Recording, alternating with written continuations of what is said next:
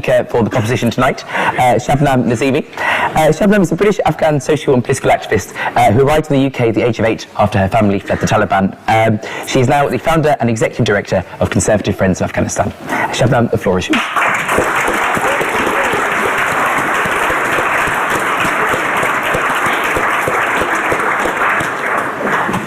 Thank you, Mr. President and members of the Union for inviting me, and it's great to hear that this House favours the UK to have remained in Afghanistan.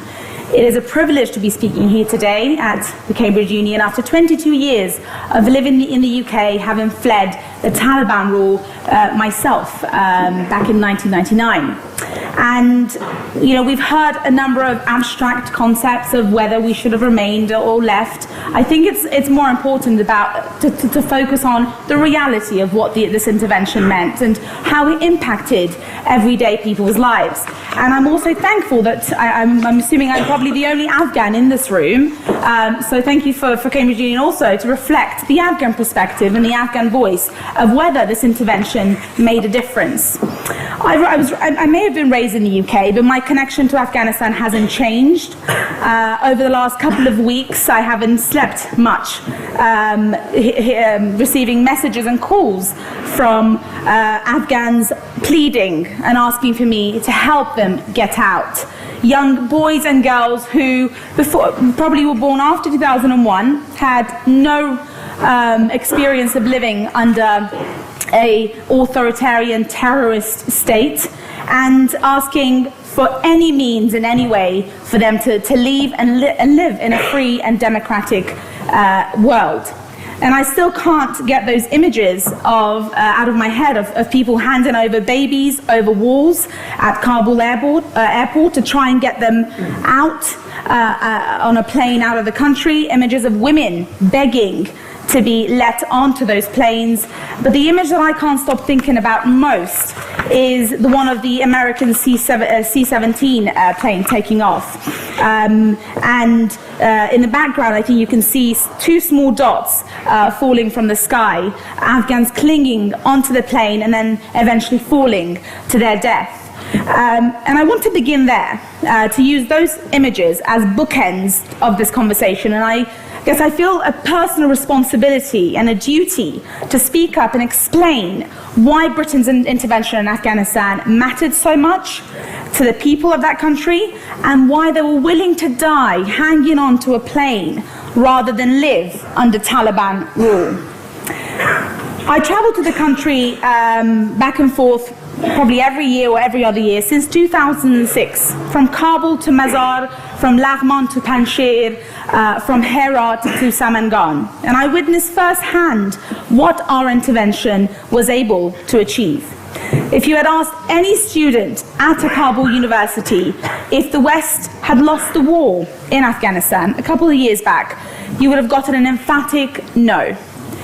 Given an opportunity, they grabbed it, and they were the first generation for the past 42 years of conflict to have had aspirations beyond struggle, death, and martyrdom. I visited universities that were humming with new life, interest, and hope.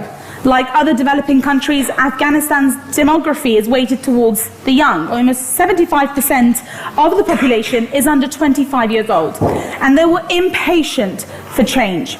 In this supposedly traditional society, male and female students were able to mix in a relaxed way. I remember seeing scenes of young boys and girls being able to sit in a coffee shop and drink a cup of coffee without being judged or being told that men and women cannot mix in society.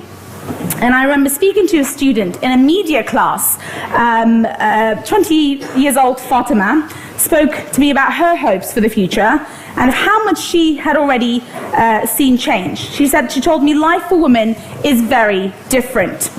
She said that she owes her education and her life chances to the Western aid programs and that began to transform Afghan schools. Independent media was another huge success. Already, Fatima worked part-time in a news agency, and she told me, crying, that she was able to choose who she can marry, and she was able to choose to continue to work because of the fact that the last 20 years, although it wasn't perfect, was in some way changing people's mentality of the role that women have in society. These were new freedoms for Afghan women. On all patches of open ground, young men played football and cricket in enormous sprawling games in which it's hard to find and understand where one ended and where the other one began. The Afghan cricket team is a source of huge national pride and pleasure. Aided by 2 English coaches, Afghanistan has fought its way up into the sports international elite, competing at the 2019 World Cup. And the traditional pursuits banned by the Taliban were also back with an exuberance all of their own. There was poetry everywhere, in the mouths of illiterate youth on street corners, and patriotic couplets of military ceremonies, in radio stations, and public competitions that drew huge crowds. Beyond the mess, the dust, the mud, the poverty and insecurity, we had helped create a nation that had taken its soul back from the Taliban and was reveling in its experience.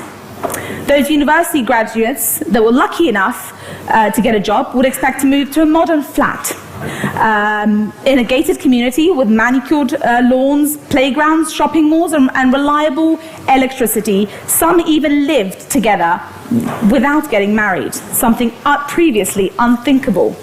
Across Afghanistan, they were building booms of glass palaces and shopping malls glittering in the brash of bling of a newly confident nation. Bazaars and markets were open late, and there were now new swimming pools and sports centres.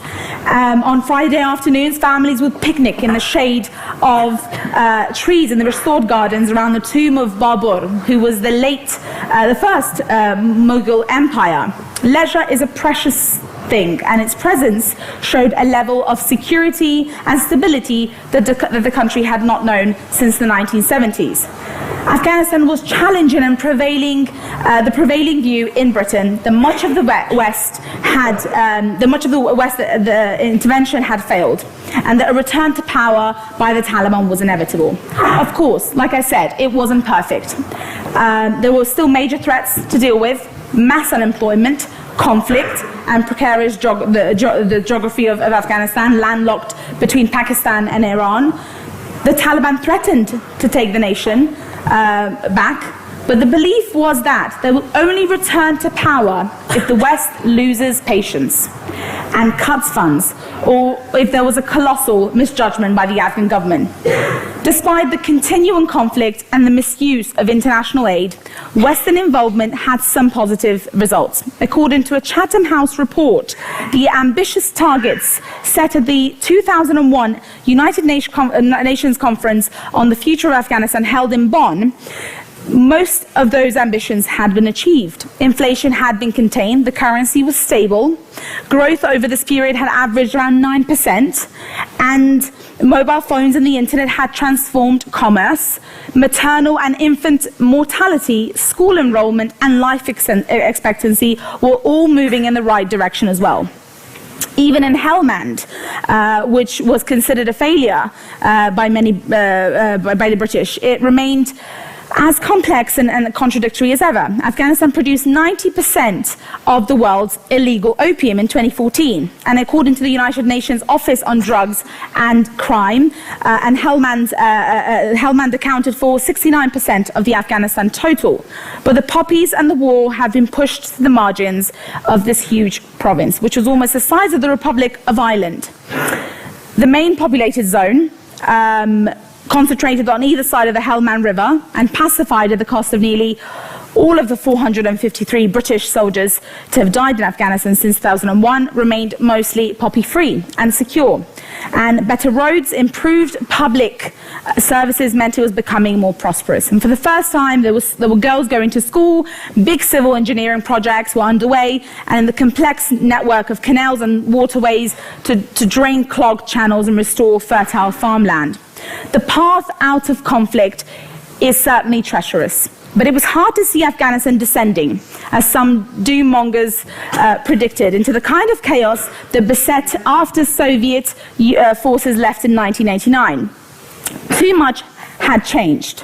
I have to say that I'm very disappointed and infuriated by the false narrative of the forever wars, spun by 2 US presidents to win votes and elections. The argument that had been made for so many years by many people that Afghanistan could never be quelled, it could never be governed safely and securely, I don't buy that. What is 20 years for a country like Afghanistan? A country that had no infrastructure in 2001, it had no schools, it had no hospitals, no government, no roads, nothing. It was a blank canvas. What's missing, in my opinion, in Western democracy is patience.